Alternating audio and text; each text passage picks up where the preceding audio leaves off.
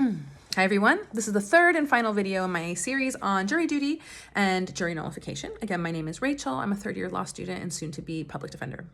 And the purpose of this video is educational only, and nothing that I say should be taken as legal advice. In the first two videos, I introduced the concept of jury nullification, and I talked about how to make it through voir dire and get seated on a jury.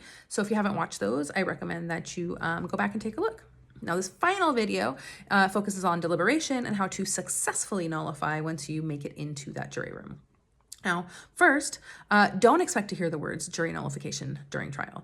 Not from the judge and not from the lawyers. Because even though it's legal, most judges really hate it and they prohibit attorneys from talking about it openly in court because it really undermines their ability to control legal outcomes. Because jury nullification reveals the truth that the law is political, despite most of the legal profession generally liking to pretend that the law is neutral. Still, a good defense attorney will probably hint at nullification. So if you're paying attention, you may notice that they say things like, you have the power to decide the outcome based on what you think is right or wrong. Or if you don't think convicting my client is fair, then you have the power to acquit. Meanwhile, the judge and the prosecutor will repeatedly say the exact opposite, that if the state proves their case, you must convict. They will probably make you feel like you don't even have a choice. But that isn't true, okay? Don't let them fool you. You always have the power to say not guilty. If your gut feeling is telling you that convicting this person is wrong, then you don't have to do it, okay? Now, the goal, ideally, is to gently persuade the rest of the jury to vote not guilty, so that you can have a unanimous verdict. But at the end of the day, even one not guilty vote can result in, or will result in, a mistrial. So here are some things to consider. First, just like during voir dire, don't say the words jury nullification. And that is because somebody could tell the judge, and the judge could decide to remove you for, say, bias, or refusing to follow the law, or refusing to deliberate. And also, you probably did say during voir dire that you would evaluate the evidence and that you would think about everything, in this case particularly. So you should do that in real life as well. So instead of talking about nullification, focus on the law. Focus on the standard of beyond a reasonable doubt. Focus on the evidence and on the burden of proof, right? So usually they're going to send the jury instructions back with you. So you're going to have them right there and you can refer to them and you can read them out loud, especially saying beyond a reasonable doubt means an abiding conviction or whatever the definition is in your home state. Because most people don't really understand what that standard is. So you can help them recognize just how high beyond a reasonable doubt really and truly is. If somebody expresses doubt, draw it out. Ask them questions. Be curious. And you can say things like, I am not convinced beyond a reasonable doubt, or I feel like we have to be really, really sure before we convict someone of a crime.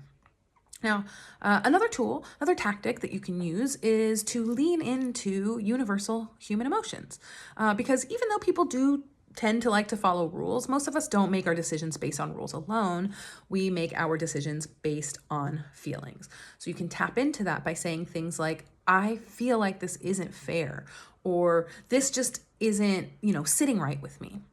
And so you can be really honest in those moments, but just make sure that you are keeping those I statements focused on the case at hand and not about some larger political project.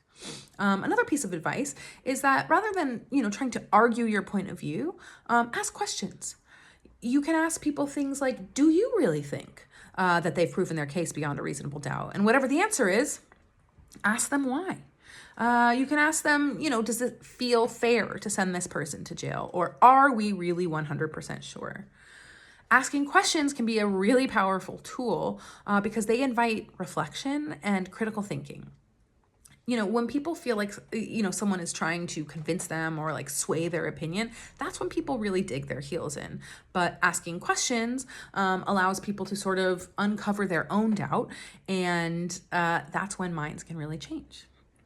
Now, if all this fails and you're all alone and the whole jury is leaning towards guilt, you probably are feeling a lot of pressure People might get irritated with you. They might, you know, accuse you of wasting their time. They want to go home. That's normal. You probably want to go home too, right? But you are going to remember that a person's liberty is on the line and that it's worth spending a few more hours before sending them off to jail. So, you know, you can simply say, I'm sorry, but I am not comfortable convicting this person. Or I'm sorry, but I have not been convinced beyond a reasonable doubt and I cannot vote guilty. That's really enough. That's really all you need to say, because as I mentioned before, at the end of the day, one not guilty vote can result in a hung jury. And so when the jury is hung, there's no unanimous verdict, and no unanimous verdict means no conviction. Now, of course, a prosecutor can try a case again, and maybe they will, but sometimes, depending on the case, maybe they won't, right? Because they're gonna have to weigh the time, the money, the effort, the risk, and everything involved in retrying the case. So sometimes one not guilty verdict, or not guilty vote, is gonna make all the difference in the life of the defendant and the lives of their family.